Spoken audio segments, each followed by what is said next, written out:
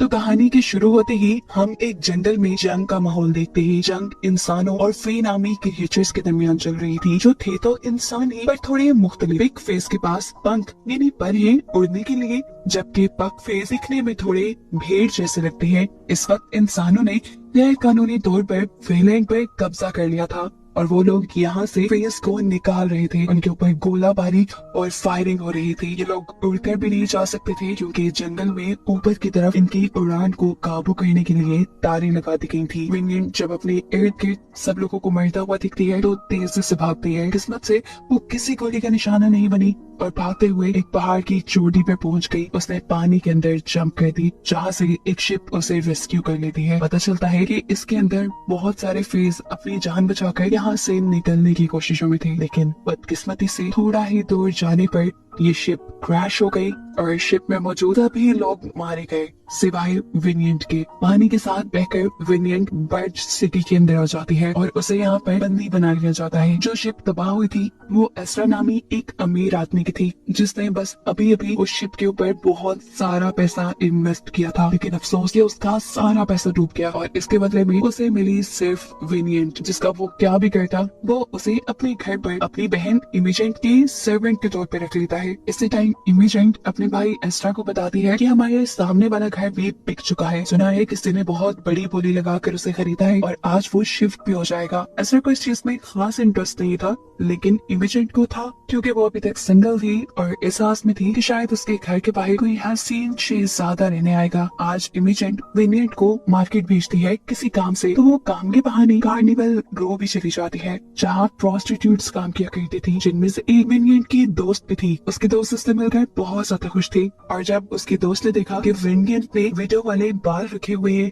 तो वो उसे एक कड़वा सच ये बताती है कि फाइलो अभी जिंदा है। और इस टाइम पुलिस में इंस्पेक्टर है। सीन कट होकर फाइलो की तरफ चले जाते, जो इस टाइम फेस पर हमला करने वाले लोगों के बारे में इन्वेस्टिगेशन कर रहा था। वो इस टाइम एक पग के पास आता है जिसके बारे में उसे पता चला था कि आज किसी ने उसके ऊपर हमला कर दिया। हमला करने वाले का वो हुलिया बताती है कि उसके बाल नहीं थे और हाथ पे एक स्नेक का टैटू था। इस औरत की बताई निशानियों से उसने बड़े ही आसानी से पहचान लिया कि वो लड़का कौन हो सकता था। वो बाहर में जाके उस लड़की को पकड़ने की कोशिश करता है, लेकिन वो लड़का फाइलो के हाथ से निकल कर भाग जाता है। फाइलो किसी भी हाल में उसे पकड़ना चाहता था, इसीलिए भागते हुए ये दोनों ही पोर्ट पर आ गए और यहाँ आकर उस लड़की ने फाइलो से कहा कि फे के ऊपर हमले के पीछे मैं नहीं हूँ और जो हकीकत है वो दिखला देने वाली है। तुम बस डार्क कोर्ट से बच के रहना जो आने ही वाला है। इससे पहले कि अब फाइनो से अरेस्ट कर लेता, वो यहाँ से पानी में कूद कर अपनी जान दे देता है। अब सीन कट होता है और हमें एशली नामी एक फीमेल सिंगर को दिखाया जाता है, जो रात में अपने घर की तरफ ही बढ़ रही थी कि अचानक टनल से निकले हुए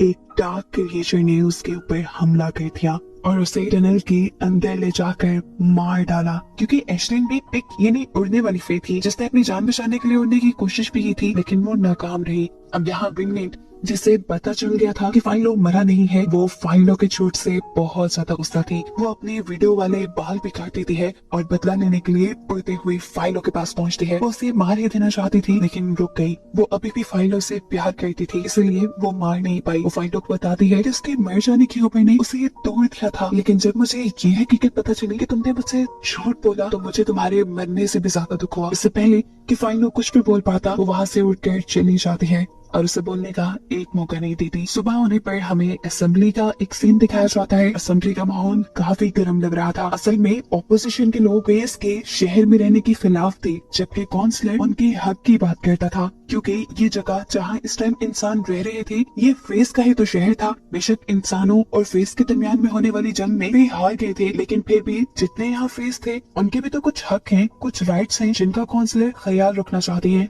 खैर, इसी दौरान हम काउंसलर के बेटे जोना से मिलते हैं। अभी तो इसको पॉलिटिक्स में कोई इंटरेस्ट नहीं, शराब और जुए की लत तो उसे है ही, और आए दिन वो कार्निवल रो के अंदर पाया जाता है, जहाँ प्रोस्टिट्यूट्स काम करती है। उसके डैड ने उसे वहाँ जाने से 1000 मर्तबा मना किया हुआ था, लेकिन वो किसी की नहीं सुनता था।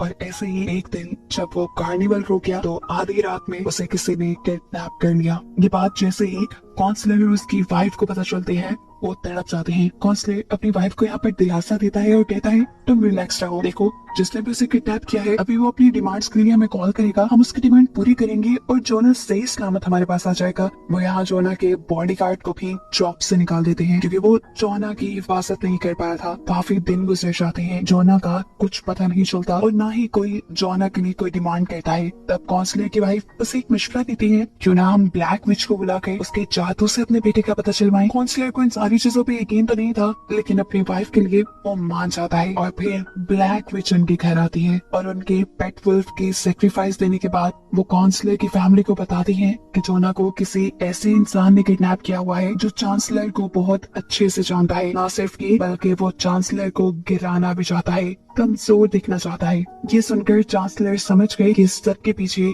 उनके ओपोनेंट लीडर लॉन्चर भी ही है। लेकिन असल हकीकत हमें अगले सीन में पता चलती है कि असल में जोना को लॉन्चर पे नहीं बल्कि उसकी अपनी मॉम ने किडनैप किया था और ब्लैक विच से एक प्लान के तहत कॉन्सलर के सामने झूठ बुलवाया। इस सब के पीछे उनके दिमाग में क्या चल रहा है ये आगे ही पता चल पाएगा। सीन कट होता है और अब हम इमेजेंट और एज़रा को देखते हैं। ये दोनों अपने नेबर से मिलने वाले थे जो अभी इनके सामने वाले शानदार घर में शिफ्ट हुआ था। घर जाने पर पता चलता है कि उनका नेबर कोई इंसान नहीं बल्कि एक फे था, एक बघेर जैसा दिखने वाला फे। जो बात जानकर ये दोनों ही बहुत ज्यादा डिस्टर्ब हो जाते हैं। ये लोग फेस को अपने से बहुत कम दर समझा करते थे और अब एक फे उनकी कम्युनिटी में उनकी बराबरी पे रह रहा था, ये उनसे बर्दाश्त नहीं होता। इसलिए ये दोनों अपने लॉयर को बुला लेते हैं कि किसी तरह ये लोग अपने सामने वाले घर से उस पग को बाहर निकलवा सके। लेकिन ऐसा कोई कानून अभी तक नहीं बनाया गया था जिसके तहत किसी पग को उसके घर से बाहर निकाला जा सके। हालांकि उस पग ने सबसे बड़ी बोली देकर वो घर खरीदा था। पता चलता है कि उस पग का नाम ग्रेस है जो इमेजेंट की पार्क में बारिश के वक्त मदद भी करता है उसे अम्ब्रेला देकर। लेकिन यहाँ हम फील करते हैं कि इमेजेंट उसके साथ खड़े होने पे कंफर्टेबल फील नहीं कर रही। अब इमेजेंट घर जाती है तो उसे अपने भाई से पता चलता है कि उनकी फाइनेंशियल कंडीशंस बहुत ज्यादा खराब हो रही हैं। उस शिप के डूबने की वजह से इन्हें बहुत बड़ा नुकसान हो गया, जिसकी भरपाई करने के लिए एज़रा को अपना घर गिरवी रखना पड़ रहा है। इस घर में क्योंकि इमेजेंट का भी हिस्सा था तो वो इस चीज को लेकर कंफर्टेबल नहीं थी कि उसका घर बैंक में गिरवी रखा जाए। वो इस प्रॉब्लम का सोल्यूशन निकालने के लिए कुछ सोचते हुए अपने घर के सामने रहने वाले पग को ही अपने घर पे चाय की दावत देती है, क्योंकि उसे उम्मीद थी कि ग्रेस उसकी हेल्प जरूर करेगा जब वो देखेगा कि इमेजेंट ने खुद उसे अपने घर बुलाया है। अब गलती इमेजेंट ने ये की कि उसे घर के पिछले दरवाजे से बुलाया और बहाना किया कि घर का पहला दरवाजा रिपेयर हो रहा है। हालांकि ऐसा कुछ नहीं था और ये बात ग्रेस समझ गया था। उसे कहता है मैं जानता हूँ तुमने मुझे पिछले दरवाजे से इसलिए बुलाया ताकि आसपास के लोग ये ना देख ले कि मैं तुम्हारे घर आया हूँ। इसी गुस्से में वो उठ के चला जाता है और इमेजेंट की बात नहीं सुनता। अब रात में इमेजेंट का भाई यानी एज़रा नशे की हालत में विनियंट के साथ ज्यादती करने की कोशिश करता है, लेकिन विनियंट यहाँ उसे मारकर भाग जाती है। विनियंट के भाग जाने का जब सवाल इमेजेंट एज़रा से करती है तो वो उसे कहता है कुछ चुरा कर भाग गई होगी। इस चीज के गुस्से में इमेजेंट उसकी कंप्लेन करने के लिए पुलिस स्टेशन पहुंच जाती है, जहाँ पर था फाइलो। पुलिस इंस्पेक्टर विनियंट के बारे में गलत बात उससे बर्दाश्त नहीं हुई और उसने फैसला किया कि वो विनियंट को आजाद करवाएगा। इसलिए पहुंच गया वो एज़रा के पास उसका कॉन्ट्रैक्ट लेने और फिर उसे डरा धमका कर आखिर उसने विनियंट को एज़रा की कैद से और एज़रा की गुलामी से आजाद करवा दिया। ये सब करने के बाद अब वो क्राइम सीन पे पहुंचता है। क्राइम सीन पे आकर उसे मिली एश्लिन की लाश, जिसे बहुत ही ज्यादा बुरे तरीके से मारा गया था। उसको मारने के बाद उसका पेट फाड़ कर उसकी आंतों को जगह जगह फैला दिया था। ऐसा बुरा मर्डर उसने अपनी जिंदगी में पहली मर्तबा देखा था। हैरानी की बात थी इतने अजीब मर्डर के पीछे कौन हो सकता था।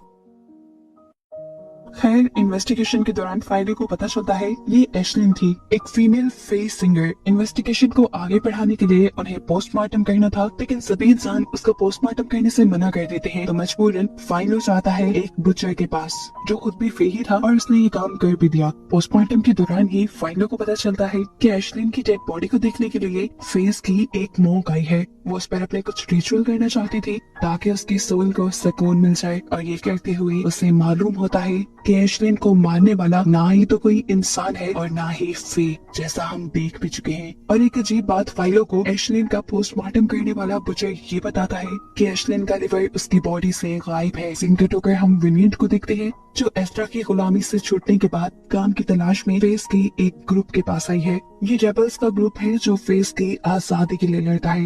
यहाँ पर गद्दारों की कोई जगह नहीं। ये बात विनियट को समझ आ जाती है जब उनकी लीडर विनियट के सामने एक आदमी को मार डालती है क्योंकि वो गद्दार था। अब वो लीडर विनियट की वफादारी चेक करने के लिए उसे टास्क देती है कि तुम पुलिस हेडक्वार्टर जाकर वहाँ से पुलिस का फ्लैग उतार के लाओ। बिना सोचे समझे उड़ते हुए वो जाती है और फ्लैग उतारने लग जाती है। उसके पीछे काफी सारे पुलिस